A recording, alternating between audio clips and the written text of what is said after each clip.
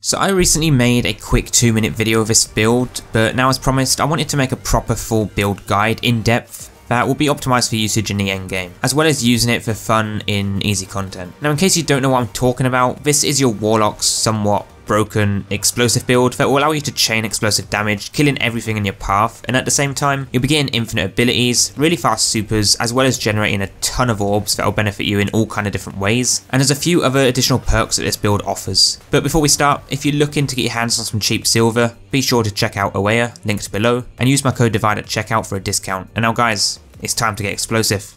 Rate, comment, sub, share, and roll the intro.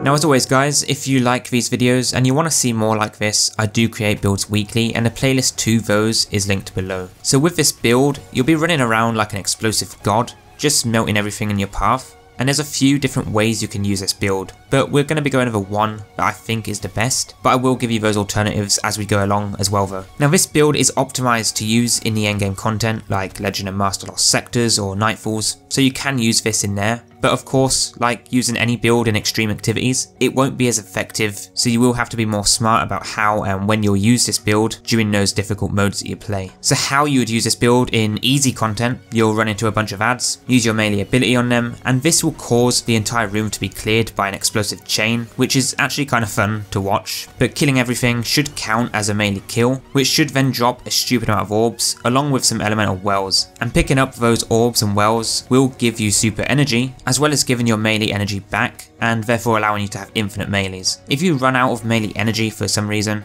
you'll instead use your grenade to recharge that, but picking up a few orbs and wells will usually do the trick. Now in harder content like a master activity whilst underpowered, you'll essentially do the same thing, except you'll be more reliant on burning targets and then finishing the kill with either poison or you physically killing them with a weapon, and this will still cause the chain to go off, but as ads are much tougher in these master activities, it will be slightly harder to achieve and maintain. You won't get as much super energy back, but you should still be able to use this build consistently when there are a bunch of ads nearby. So taking a look at the setup of this build and basing this on a legend activity or higher, you want to run your weapons that deal with champions, match game shields, and boss DPS. So a good auto rifle for barriers or a pulse rifle for unstoppables will do the trick just fine. Don't worry about overloads just yet, but for the energy slot, we'll want a good fusion rifle like the Null Composure or the Plug 1. I'll try and keep one of each element so you can adjust to the match game shields of the activity you're playing, and then your heavy will be for boss DPS. Ideally a 1k will be preferred,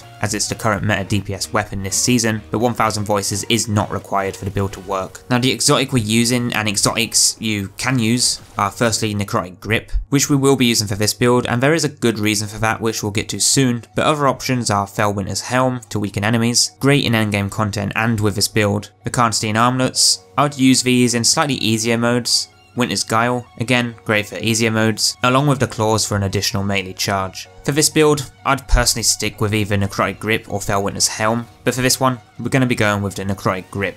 And the reason for that is because in harder content, your melee most likely won't guarantee a kill from the burn damage, but the poison from Necrotic Grip should be able to finish the kill before the burn ends, and therefore, starting that explosive chain. I did test Felwinter's, but I just struggled to maintain melee kills from the explosion, which meant I couldn't generate enough orbs to get the melee straight back. But it's down to personal preference, you can use both with this build and just adjust the mods slightly. Also before we move on to the mods, I'm just going to point out that you can use Warmind Cells if you want with burning cells, but I felt like that kinda interfered with those final blows counting as melee kills, which is really what you want, and this build in itself is acting a little weird where non-melee kills are actually counting as melee kills, and that's why this build is pretty good, because that's what's generating those orbs which we want. And guys, if you want to as well, you can use Fawn, although I wouldn't recommend it in harder content as we don't have hand cannon champion mods right now. But moving on, for the subclass, you are required to use Bottom Tree Dawnblade that comes with Igniting Touch. This allows your melee ability to burn enemies, and defeating burning combatants causes them to explode,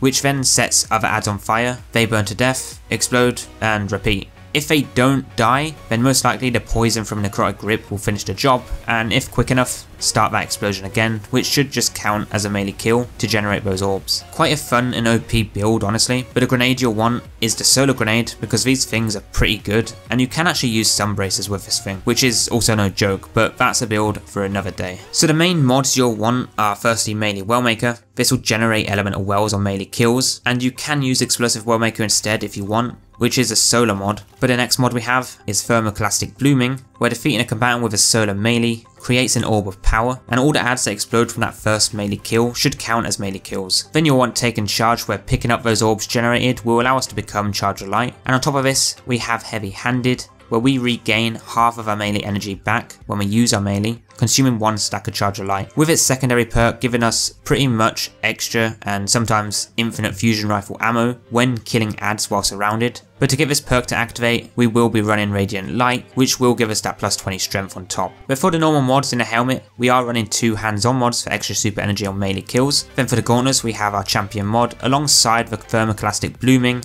as mentioned earlier. For the chest we have a damage resistant mods to use in those difficult activities, and then for the legs we have some ability cooldown mods for our melee when picking up orbs. If you're struggling to maintain ammo for DPS, put on your scavenger mod instead. But lastly for the class, we have Thermoclastic Strike, where solar melee stun overloads and give us our melee back afterwards. And guys, if you use your melee on an ad and they explode near an overload, that will still stun them, which is pretty crazy. But the last mod we do have is Particle Deconstruction, which will allow us to weaken enemies with our fusion rifles, and this is so that we can deal some good DPS against bosses and champions. If you want, you can swap it out to Withering Heat, but that only affects champions and not every ad, so I wouldn't recommend it. The stat you want to max out though is Strength, so you can get your melee back as quick as possible, although it may not be an issue anyway, so if you aren't having problems, then go with Discipline. But lastly, this here is your artifact setup.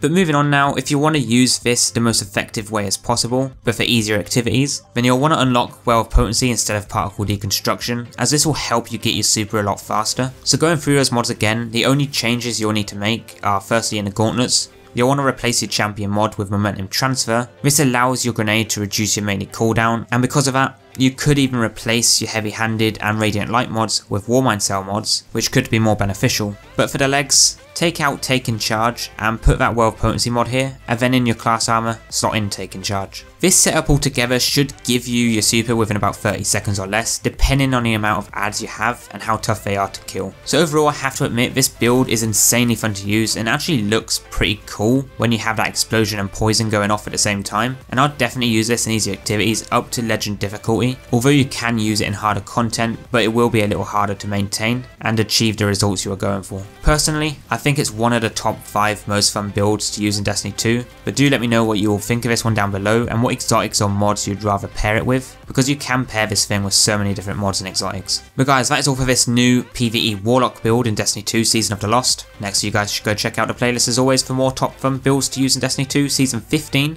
But for now, give this one a chance, let me know how it performs for you and where you'd use it, and I'll catch you all very soon for the next one.